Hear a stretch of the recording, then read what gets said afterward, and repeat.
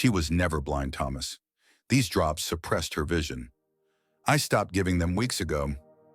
Emma Collins's voice trembled as she held up the small amber vial in the garden of the Whitaker estate. Little Lila Whitaker stood nearby, her tiny hands reaching toward the golden sunlight breaking through the trees, her eyes tracking it for the very first time. Thomas froze, his world spinning as he realized the truth. His daughter, the child he believed had been born blind, had been forced into darkness by the very doctor he trusted most. Fury and grief collided in his chest. "That's impossible," he whispered, but the evidence was undeniable. What secret could be so sinister that a respected physician would steal a child's sight? And how far would Emma have to go to bring the truth into the light? Stay with us, because what happened next will leave you questioning everything about trust, betrayal, and the power of a single act of courage. Inside, however, lived a man and a little girl trapped by shadows. Thomas Whitaker, a reclusive agricultural magnate, had hidden himself from the public eye for years after the sudden death of his wife. His daughter Lila was introduced to the world as blind from birth. Neighbors whispered about the tragedy, how a child born without sight had become the fragile jewel of an empire built on strength and abundance. But things inside the estate weren't as simple as they appeared. The household ran like a machine, every schedule precise, every visitor controlled. Staff rotated often, never lasting long under Thomas's strict rules. And then came Emma Collins, a young woman with quiet eyes and a sorrow she carried like a scar. Emma had lost her own child just a year earlier, and though she rarely spoke of it, the weight of her grief hung over her like mist. Her job seemed straightforward: assist with household routines, and above all, care for little Lila. Yet from the very first day, Emma noticed things that didn't quite add up. Lila's room was filled with silence, the curtains always drawn, her toys arranged in neat rows as if untouched. But when Emma sat near her, she felt the child's gaze shift, not aimlessly, as one might expect from blindness, but directly toward the faintest flicker of movement. It happened again one evening. Emma sat by the bed, a small flashlight in her pocket, something she had brought more out of habit than intention. She clicked it on by accident, the beam catching the edge of the wall. To her astonishment, Lila's head turned sharply, her pupils tightening as if they were trying to grasp the light. Emma's breath caught. "Lila, can you see this?" she whispered, moving the beam slowly. The little girl's fingers curled, reaching instinctively toward the glow. It wasn't perfect, her movements were clumsy, her eyes struggling, but there was no mistaking it. She was responding to light. Emma's heart raced. If Lila wasn't completely blind, then what was happening here? The answer lay hidden in the small amber bottles Emma had noticed in the cabinet, by Lila's bed drops, prescribed by Dr. Richard Hale, a respected ophthalmologist who had overseen Lila's care since infancy. Emma had watched the housekeeper Maggie Thompson administer them religiously 3 times a day. At first she thought little of it, but now staring at the half-empty vial, she wondered, what if these weren't meant to heal at all? Her instincts screamed that something was wrong. Emma had seen enough of hospitals and prescriptions to recognize when things didn't add up. And yet how could she possibly confront Thomas Whitaker, a man known for his temper and his unshakable belief in Dr. Hale? That night Emma couldn't sleep. She replayed Lila's small hand stretching toward the light, the way her pupils contracted as if fighting against an invisible barrier. She thought of her own daughter, the one she had buried too soon, and a sharp resolve pierced through her grief. If she could not save her child, she would not stand by while another little girl was forced into darkness. The next morning, she made a quiet decision. She would reduce the drops just a little, just enough to see if her suspicion was true. Every instinct told her it was dangerous, that she was trespassing into a father's trust, into a doctor's authority. But when she looked into Lila's soft, searching eyes, she knew she had no choice. What Emma did not know was that her choice would set off a chain of events that would shake the Whitaker empire to its core. Lies buried for years were about to surface, and powerful people would stop at nothing to keep them hidden. Thanks for watching. Sorry for the interruption, but we hope you will help us improve our content in the future. Do you think Emma should risk everything by defying Thomas and Dr. Hale? If you were in Emma's place, would you dare test those drops on Lila? And do you believe some secrets are too dangerous to uncover, or that the truth is always worth the risk? Days passed, and Emma Collins' decision to reduce the eye drops gnawed at her like a dangerous secret. Each morning she felt her pulse spike as she held the small amber bottle, pretending to tip the liquid into Lila Whitaker's eyes, but carefully holding back. The first change came quietly. Lila began following the movement of shadows on the wall, her head tilting toward the glow of the fireplace. Then one afternoon, Emma laid out wooden blocks on the carpet. Lila hesitated, then reached for the red one, her tiny fingers trembling, but sure. Emma's breath caught. "You see colors, don't you?" she whispered, her voice breaking with awe. Lila smiled, shy but radiant, as if she too realized the world wasn't as dark as she had been told. The revelation thrilled Emma, but it also terrified her. If the drops were suppressing Lila's vision, then Dr. Richard Hale had deliberately kept her in the dark. Why and for whose gain?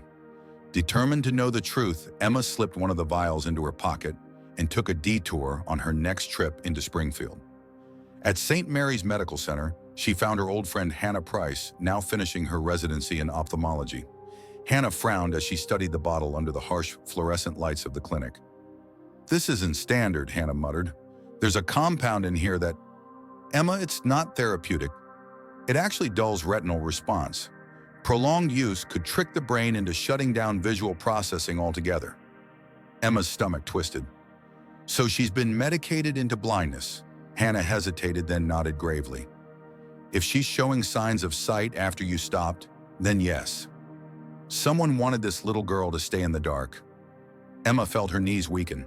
She thought of Lila's laughter, her cautious attempts to trace outlines, her joy at recognizing colors. Fury burned through her grief. Someone had stolen years of her childhood. But when she returned to the Whitaker estate, she found herself under a sharper gaze than usual. Thomas Whitaker stood in the marble foyer, his towering figure shadowed by suspicion. "You've been with my daughter constantly," he said slowly, his tone probing. "And now she seems different. What exactly are you doing with her?" Emma's chest tightened. She wanted to tell him everything, that his trusted doctor was lying, that his daughter had been robbed of her sight by design. But she saw the steel in his eyes, the armor of a man who had lost too much and trusted too little. He wouldn't believe her. Not yet, so she lied. "I'm just spending more time with her, talking to her, playing differently. Maybe it helps." Thomas's gaze lingered for a long, tense moment before he turned away. "Keep it up then. If she seems happier, I won't complain." That night, Emma lay awake, heart pounding. She had proof in her hands, Hannah's analysis, but if she exposed it too soon, she risked being cast out of the estate, leaving Lila trapped again. She needed a plan. The next days brought both progress and peril. Lila began identifying simple shapes Emma drew in chalk, tracing the outlines with eager hands. Emma's joy swelled, but so did the risk of discovery. Maggie, the old housekeeper, noticed and muttered, "Strange, isn't it?" The girl never did that before.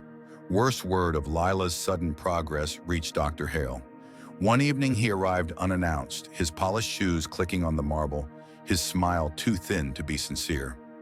"I hear little Lila is improving," he said, studying Emma with narrowed eyes. "That shouldn't be possible." Emma's heart skipped. Hale's words carried a threat, one only she could hear. Later she overheard him speaking privately with Thomas. "Progress is often deceptive," Hale said smoothly. "Don't let anyone fill your head with false hope. The girl is blind.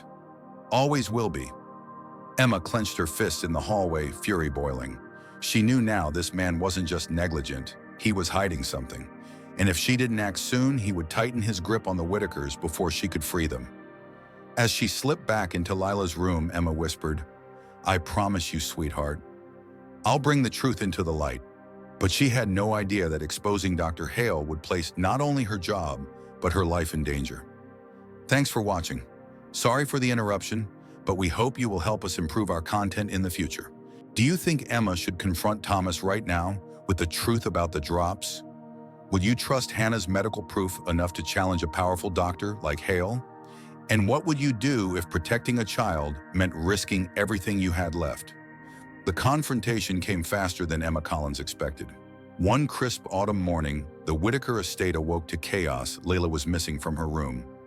Panic tore through the halls until Emma found her in the garden, crouched among the roses, staring, yes, staring, at the way sunlight broke through the branches. For the first time, Thomas Whitaker saw it with his own eyes, his daughter tracking the golden rays, reaching out as if to catch them. His breath hitched, his face paling. She sees, his voice cracked, fragile as glass. Emma's throat tightened. The secret could no longer be hidden. She pulled the amber vial from her pocket, holding it out. She was never blind, Thomas. These drops suppressed her vision. I stopped giving them weeks ago. Shock flashed across his face, followed swiftly by anger. That's impossible. Dr. Hale has been lying to you. Emma cut in, her voice trembling but firm. I took this to St. Mary's. My friend in ophthalmology ran tests. It's all here in black and white. He's been medicating her into blindness. Thomas staggered back, grief and rage colliding in his eyes. Why would anyone do that to a child? Money, power, maybe something darker, Emma said. But you don't have to wonder anymore. You can fight back. For her. That same day, Thomas summoned Dr. Hale under the pretense of routine consultation. But when the doctor arrived, he was met not just by Thomas and Emma, but by Detective Laura Mitchell and District Attorney Angela Ross, waiting with a warrant. Emma had already delivered the analysis, the records, and sworn testimony. Hale's smooth veneer cracked as officers led him away. You don't understand, he hissed, his voice venomous. There are others behind this. You'll regret crossing me. But Thomas's reply was colder than winter air. The only thing I regret is trusting you. The following weeks became a blur of investigations. Reports surfaced that Hale had ties to pharmaceutical trials, using children as unwitting test subjects. Families came forward echoing the same horror Emma had uncovered. Lawsuits erupted, companies crumbled, and the name Richard Hale became synonymous with betrayal. Yet amid the storm, something softer bloomed in the Whitaker estate. Lila, free from the drops, blossomed before their eyes. She learned to recognize colors: red for the roses, blue for the autumn sky. She squealed with joy the first time she traced the shape of her father's face, her small hands trembling as she whispered, Daddy. For Thomas, it was a rebirth. Years of guilt and solitude cracked apart as he knelt before his daughter, tears staining his cheeks. I failed you once, he whispered, but never again. And for Emma, healing began in ways she never imagined. She had carried the grief of her lost child like a stone in her chest. But as Lila's laughter filled the halls, the weight began to lift. She wasn't replacing her daughter. She was honoring her by saving another child from the darkness. Months later, at a ceremony hosted by the Bright Horizons Foundation in Boston, Thomas stood before a crowd of parents and advocates, Lila holding his hand, Emma by her side. His voice, once known only for commanding boardrooms, now carried something deeper: hope. My daughter is proof that even in the darkest lies, truth can find its way back. And sometimes the people we least expect bring us the courage to see it. Emma Collins walked into our lives as an employee. She became our light. Today I call her family. Applause thundered through the hall as Emma fought back tears. Lila tugged her hand and whispered, Mommy. The word pierced Emma's heart with both sorrow and joy. For the first time in years, she allowed herself to smile without pain.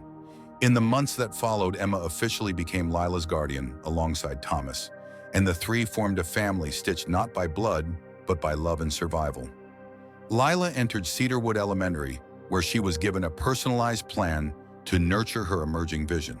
And years later, she walked proudly into her first art class at the Brookfield Academy of Fine Arts, sketching the world she had been denied for so long.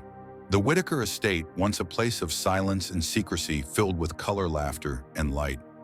Emma often thought back to the night she first flicked on that flashlight, when hope was just a fragile beam cutting through darkness. Now it was everywhere. Thanks for watching. Sorry for the interruption, but we hope you will help us improve our content in the future. Do you believe Emma was brave enough to risk everything for Lila? Do you think Thomas can finally find peace after all those years of silence? What does this story make you feel: hope, anger, or gratitude? If you loved it, comment the number 100 below. Tell us what country you're watching from, and don't forget to share this story so others can feel the power of truth and second chances.